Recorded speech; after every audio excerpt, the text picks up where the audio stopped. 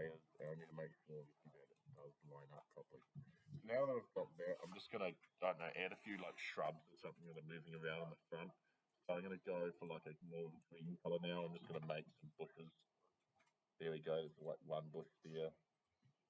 No, I don't really want it to be on the ground itself, so I need to really make another layer.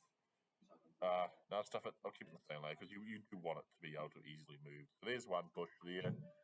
And I'm going to have like another little round bush. I'm going to use the round drawing tool here. I'm going to change this down. Hold down shift to make a round bush. That'll do. I fill that in. And then, I don't know, another bush, maybe slightly different colour over here. There we go. I think as I'm going for round bushes, I'm going to try to be consistent. I'm going to make round bushes all the way around. So I'm just going to get rid of this. I'm going to make another round bush over here. I'm going to get it filled in.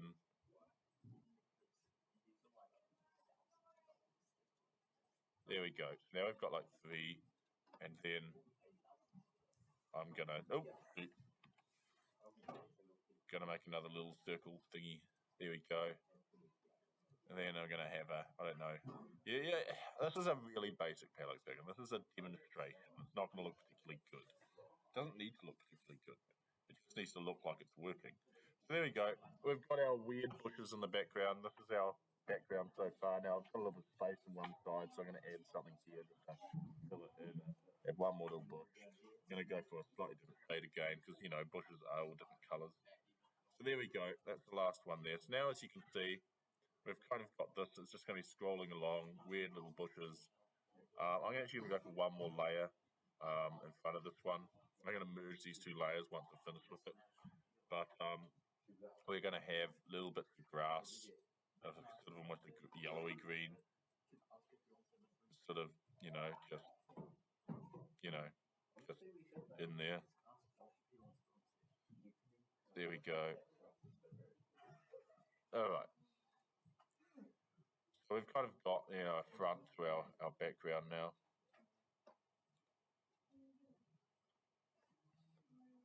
Looks right. Sort of tangled weeds. I'm going to add a couple of like extra little bits to the weeds because having everything with 2 sticks is kind of lame. So, well, there we are.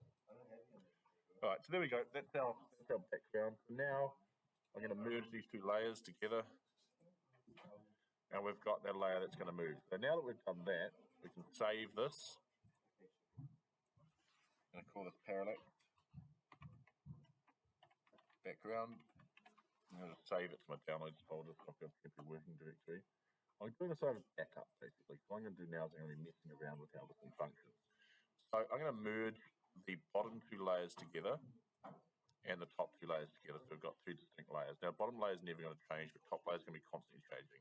Then what I'm going to do is I'm going to right-click. I'm going to duplicate this layer here, if I can. Oh, yeah, plus to clone the layer. There we go. Okay. So I'm going to rename this one. This is going to be our left, and then this one's going to be our right. Okay, so the next thing we're going to be doing is we're going to get these layers to move. So we've got a right layer and a left layer. So the left layer is the one on the left, the right layer is the one on the right. So firstly, the right layer is just going to move along 1. So I'm going to use the move tool, and I'm just going to move the layer along. Basically, actually, so before that, I'm going to set the grid to be a smaller grid. So we're going to have a grid size, let's have a look, grid spacing of, we'll go for 4 pixels. So each time it moves, it's going to move 1 of these grid spacings. So right's going to move right. Boom, boom, boom, boom, boom. Done. Oh, sorry, need to make this a new frame first. So duplicate that. New frame moves right by 1. And then the left layer, I'm going to move all the way over to the left. Okay. There we go. And as you can see already, we've got a little bit of movement going on. Okay. So now that I've done that, I'm going to go to the top layer. I'm actually going to copy this entire layer here because I'm going to need 1 layer to basically paste into place as the left layer as we move along. Okay. So now, there we are. Now what I'm going to do is I'm going to go back to the right layer again. I'm going to make a new frame, duplicate the old frame. I'm going to move it again, 1 set of pixels. I'm going to go to the left layer. I'm going to remove the left frame.